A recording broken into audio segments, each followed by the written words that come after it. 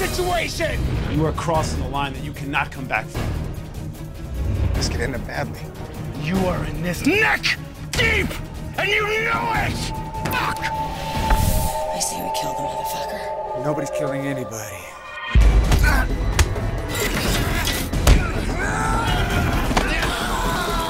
You humiliated me. You're gonna pay for it. You're not gonna like where I put it next. You're a fucking dead man!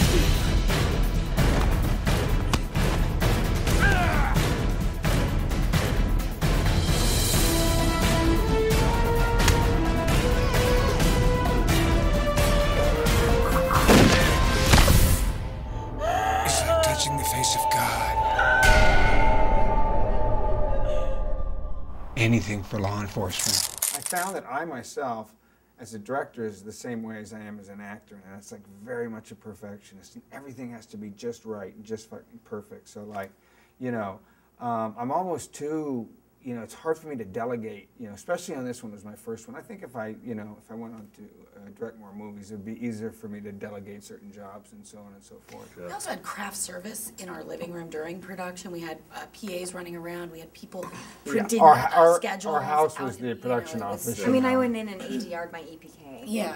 They were that specific about wanting, and I reshot it and did everything that I said in the EPK, but they liked my EPK performance better, even though it was just me talking. So I went down and literally ADR'd my EPK. Wow. So they're We're very much pretty perfectionist. perfectionistic and like lunatic. Like, I've never done this in my entire career. Either have I. I just reshoot it, and I did a pretty good job. She did a pretty good job reshooting, but she was so organic Like the in way I the look. original EPK, Wow. and we liked the way she looked in it. And so, you know, we kept it, and she ADR'd. Where did this kind of perfectionist attitude come from? Was it working with any specific people, or just Yeah, well, developed over I think, time? And being you know, able to I do would this? say that, like, you know, I worked with Jim Cameron really early, and I worked with him on 3 films, and I worked with William Friedkin on 2 films very early in my career. And both those guys, like, if it's not right, we're not shooting, and somebody better get it right in a hurry, you know, or, you know, you know, so, and you don't want to make Jim unhappy, you don't want to make Billy unhappy, and, you know, I always felt like, you know, like acting was being able to translate, you know, the written word to the film medium. And anything in there that is untruthful, whether a set looks bad, or a performance looks bad, or a wardrobe looks bad, or the sound is bad, anything like that that makes the original piece of literature worse as it transcends into film, I think is just a tragedy. As an actor, I was very much a perfectionist, and I mean, directors were like, okay, well, I know Michael. I mean, one of the executive producers on this show was the line producer on a television series. I mean, was a, what do you call the guy at? Showrunner in Hawaii, you know. And he always tells stories about, like, every time the new script would come out, you know, he would like, here comes Michael, you know, like, you know. Running the other What's way. this? It doesn't make any sense. Why would a cop do this if he didn't, you know, like, handcuff him in front of himself? Again, don't make me do that, you know. That doesn't make me, you know, like, and like this doesn't make any sense, and that doesn't make any sense. But the thing that I learned over the years was that I didn't just go to directors like Jim Cameron or to Robert or Quentin or anybody else and say, this doesn't make any sense. I said, you know, this I have trouble believing, you know, but if we did this instead, you know, we get across the same point that you want to make. And so I would provide solutions along the way, and a lot of times that helped. And I think over the years and years and years of polishing turds, I learned to kind of write dialogue. Were you guys comfortable with the budget that you had to work with? I mean, or was there any? No. Yeah. She's nodding yes. I'm nodding yes. You're saying no. Would we've liked more? Yes, but you know course. what? We made it work, and I think we were comfortable. I mean, you know, we can argue this one at home, but.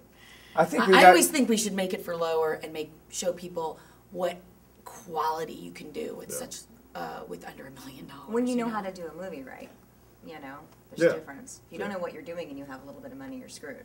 Totally, which is thank God for him, and thank God for Danielle coming in. You know, he even said to me, like, after Danielle was shooting, she said, hey, do you want to get some of that wild? And he didn't even think of it, you know, but because she's been around and doing this, she knew he's going to need that, you know, and he did. You know, and so, like you said, if you surround yourself with people that know what they're doing, you know, I think And we, for some reason, maybe because it was Michael's directorial debut, we got a lot of great people to sign on, which maybe if we hadn't had that, it would have felt more uncomfortable. But you know, he would have liked more money. The bottom line is it's not that I wanted more money, I wanted more time. Because, you know, when you work as an actor, which is money, when you work as an actor, it's like any other business, you know, and it's just not as good when you're rushing through your work, no matter what work it is, you know, whether you're, you know, whether you're trying to put like whether you're doing a construction job, okay, you know, you got $100,000 and you got 6 months to build it, okay, or you got $10,000 and you got 6 days to build it. You know, it's going to be a different kind of house, you know.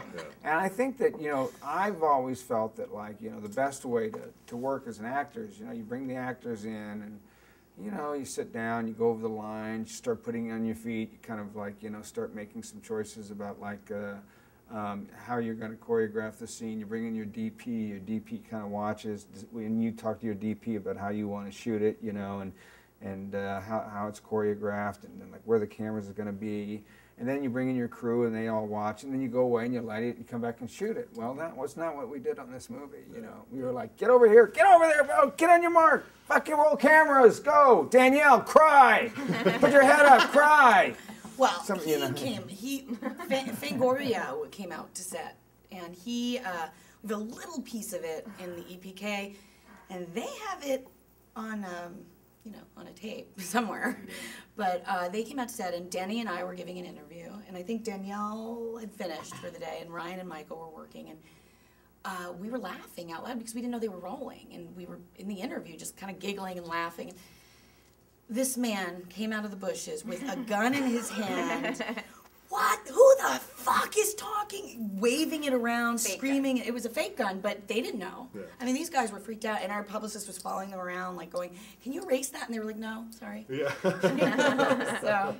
Nah, we kind of want some of my rants to get out now. We think it'll We kind of think it'd be actually funny if we let them out. Yeah, it'd be good for the movie. I'll just go over with my flip cam. I mean, we could just catch him at any point in the day, really. Well, I mean, if it's Bay or, you know, Friedkin had his moments too. Friedkin was scared. Michael, he's a talented man. Michael is a wonderful filmmaker, and you know, when I worked with him on The Rock, I didn't see anything, and the same with Cameron. Yeah. I never saw them like abuse anybody or treat anybody poorly. I really never. I did 3 Michael movies. Bay was like particularly great with you and your. No, he was great. I love Michael Bay and I love Cameron. They were never abusive, and I think a lot of times with actors, especially with actors and stuff, you know, they get into this like everybody treats them like, oh, here's your trailer, and here's your breakfast, and would you like a cup of coffee? And 10 minutes until we start shooting, and like 5 minutes until we start shooting, and here, let me help you down off of it, you know.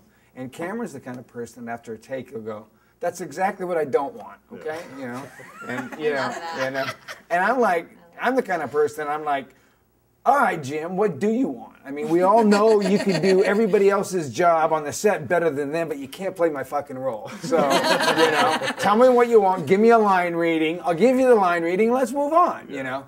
And that's the relationship I have with him, you know, and obviously he's a brilliant filmmaker. And, but I think if Jim had his druthers, and I think he's working towards it, there will be no actors, you know, there will be computerized actors. I don't know if you saw, did you see the end of Rango? Yes. You know that Clint Eastwood-like character that they created? I almost thought it was him. Yeah, that's kind of where I think we're going with films, and what happens is, what they're going to be doing in the future is you'll have somebody like Johnny Depp, and they'll go in and they'll put all those face things on him. They'll be able to create Johnny Depp characters, and he'll license out his characters to different movies, okay? And then come in and act for him. And so basically they'll be able to go like, and just go make a movie with Johnny Depp, even though he's not there. They'll go make a movie with Clint Eastwood when he's not there. And then when they decide to make the movie, it's going to be the real Clint Eastwood this time. It's going to be the real Johnny Depp. And that's where I hear the future movie. You still need that. You still need those actors though to be able to get hooked up to the little balls in your face and all that other kind of shit. They can do it at home. Yeah, that's true. That's true. Well, I want to ask, how much influence or how much of the energy you culled from doing Grindhouse with Robert and Quentin kind of poured into this movie? Well, I mean, it never would have been made if I hadn't been cast in Grindhouse. Yeah. It never would have been made if I'd not had that exposure to Robert Rodriguez. It never would have been made if I'd not Red Rebel Without a Crew. It never would have been made if I had not really talked to Robert about making Grindhouse movies. And Robert's, you know, his feelings about making movies are. And Jim Cameron has said this about Robert. He said, you know, one of the brilliant things about Robert is Robert just doesn't understand he can't do something, okay? You know, so he just does it. And that's what Robert kind of said to me. And I asked him questions about scripts or asked him questions about, he just said, Michael, just go write something and then shoot it.